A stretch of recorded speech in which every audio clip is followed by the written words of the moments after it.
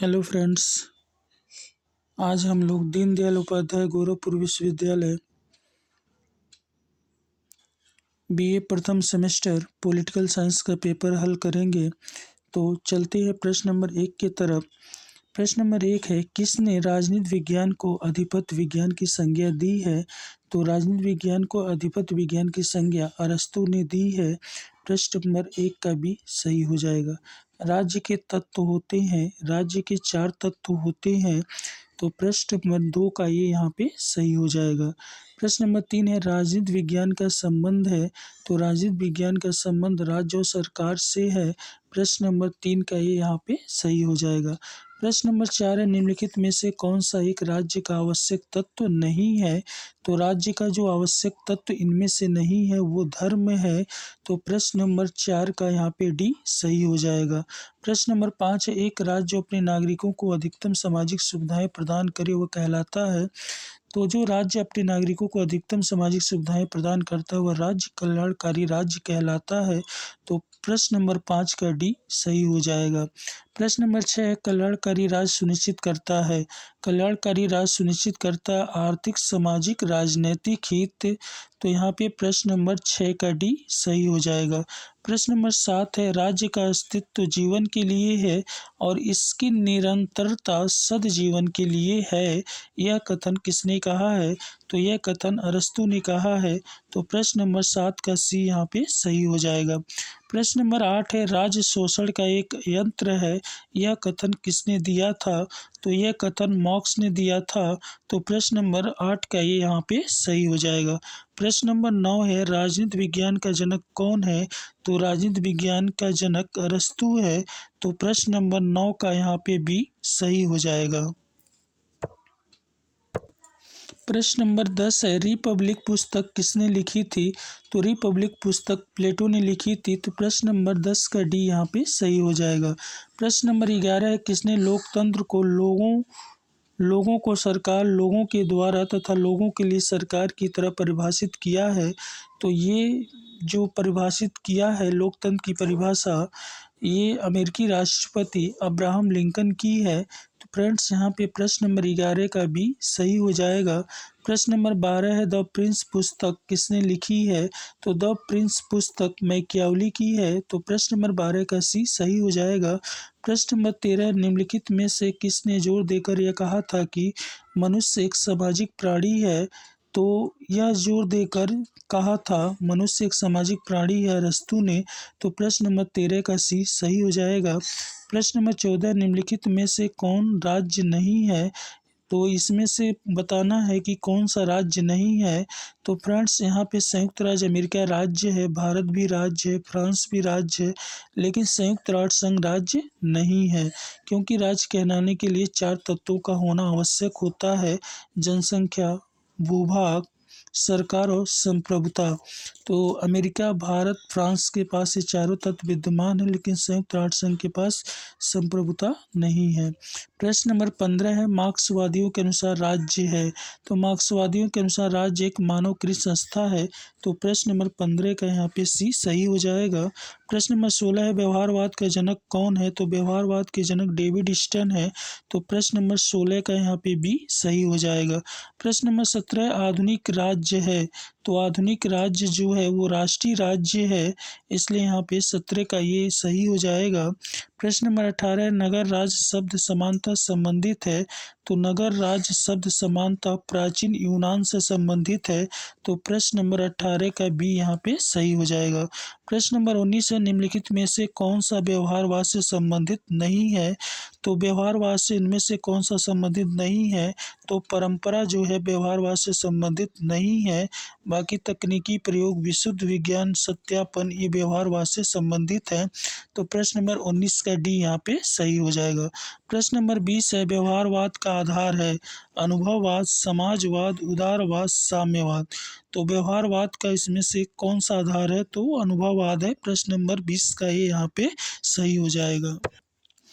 प्रश्न नंबर 21 है, राजनीति विज्ञान शब्द का प्रयोग सर्वप्रथम किसने किया था? तो राजनीति विज्ञान शब्द का सर्वप्रथम प्रयोग अरस्तू ने किया था। प्रश्न नंबर 21 का सी यहाँ पे सही हो जाएगा। प्रश्न नंबर 22 है, पॉलिटिक्स किसकी रचना है? तो पॉलिटिक्स किसकी रचना है फ्रेंड्स? पॉलिटिक्स अरस्तू की रचना है। तो प्रश्न नंबर 22 का ये यहाँ पे सही हो जाएगा। प्रश्न नंबर 23 है, निम्नलिखित में से किसने सामान्य संकल्प इच्छा का सिद्धांत दिया है? तो सामान्य संकल्प इच्छा का सिद्धांत रूसो ने दिया है। तो प्रश्न नंबर 23 का बी यहाँ पे सही हो जाएगा। प्रश्न नंबर 24 है, शक्ति का पृथक्करण सिद्धांत का प्रतिपादन किसने किया है?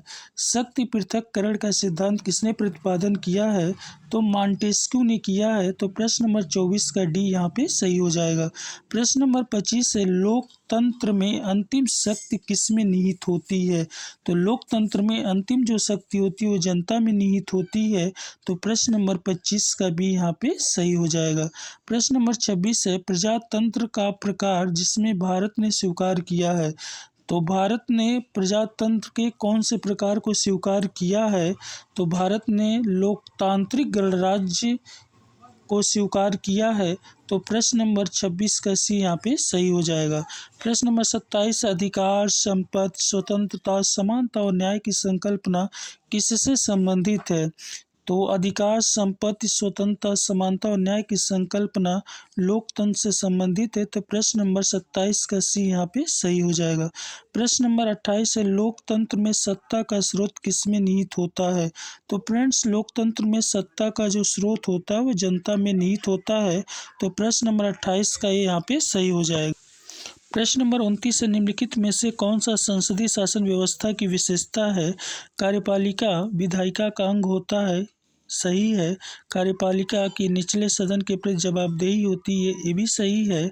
प्रधानमंत्री वास्तविक कार्यपालक होता है, ये भी सही है। उपरोक्त सभी। तो प्रश्न नंबर 29 का ऑप्शन नंबर डी सही होगा। उपरोक्त सभी संसदीय शासन व्यवस्था की विशेषता है। प्रश्न नंबर 30 है, निम्नलिखित में से कौन सा अध्यक्षीय शासन पद्धति की विशेषता नहीं है? पूछ रहा है निम्नलिखित में से कौन सा अध्यक्षात्मक शासन व्यवस्था की विशेषता नहीं है?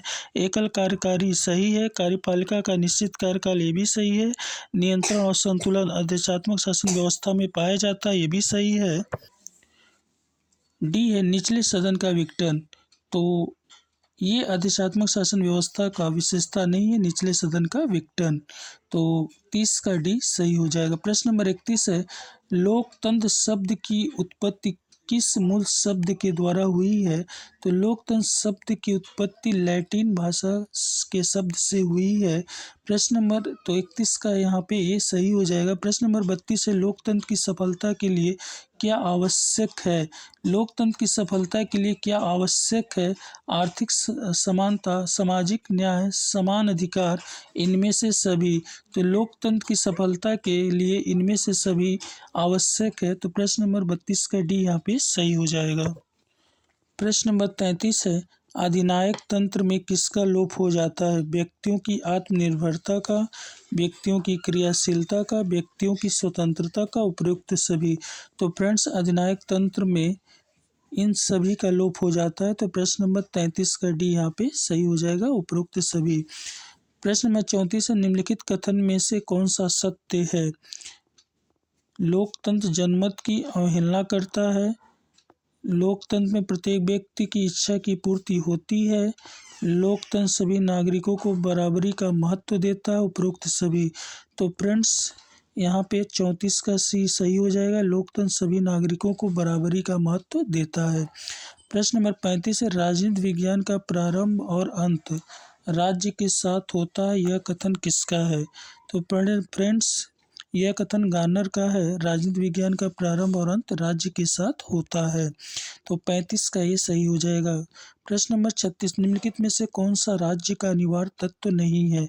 जनसंख्या, भूमि, न्यायपालिका, सरकार। तो फ्रेंड्स, 36 का सी सही होगा कि राज्य का अनिवार्य तत्व न्यायपालिका नहीं है, जनसंख्या है, भूमि है, सरकार है और संप्रभुता है। प्रश्न नंबर 37 है, किसका कथन है कि शक्ति नहीं वरन इच्छा ही राज्य का आधार है? तो शक्ति नहीं वरन इच्छा ही राज्य का आधार है, यह कथन टी.एच. ग्रीन का है। प्रश्न नंबर 37 का ये सही हो जाएगा। प्रश्न नंबर 38 है, निम्नलिखित में से कौन सा प्रत्यक्ष लोकतंत्र का साधन नहीं है? जनमत संग्रह, राजनीतिक दल, प्रत्यावर्तन, लैंडस जी मेंडेज। जनमत संग्रह, राजनीतिक दल, प्रत्यावर्तन, लैंडस जी मेंडे। तो फ्रेंड्स यहाँ पे राजनीतिक दल प्रत्यक्ष लोकतंत्र का साधन नहीं है। प्रश्न नंबर 39 है, लेवियाथन पुस्तक के लेखक कौन है? तो लेवियाथन पुस्तक के लेखक हॉब्स हैं। प्रश्न नंबर 39 का ये यहाँ पे सही हो जाएगा। प्रश्न नंबर 40 है, निम्नलिखित में से किसने नकारात्मक स्वतंत्रता का सिद्धांत दिया था? तो नकारात्मक स्वतंत्रता का सिद्धांत मिल ने दिया था, जे एस मिल ने। तो 40 का यहाँ पे डी सही हो जाएगा।